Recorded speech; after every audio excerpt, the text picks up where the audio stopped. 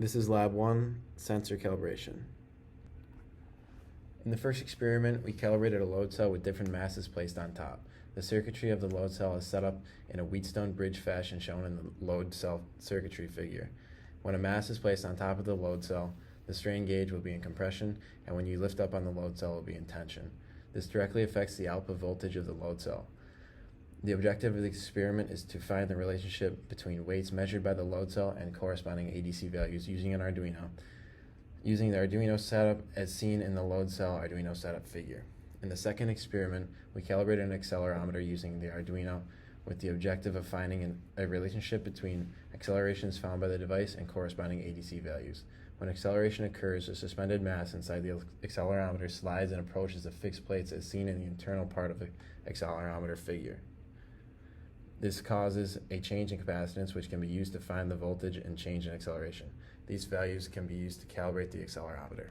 After properly following the wiring diagram, you can upload the sample code and a small load, less than 5 kilograms, onto the load cell. Afterwards, an ADC output will be present on the serial monitor, and by using a large sample of the values that correlate to known masses, a regression equation can be calculated that relates the ADC value to the mass of any object placed on the load cell. This in turn provides us with a consistent and predictable measurement of the mass via the load cell. Again, we must first accurately follow the wiring diagram. After this is done, we can alter the code to only present the x-axis values. After uploading to the Arduino, we can take the ADC values from the serial monitor at a series of 11 different angles, including 0, 90, and 180 degrees.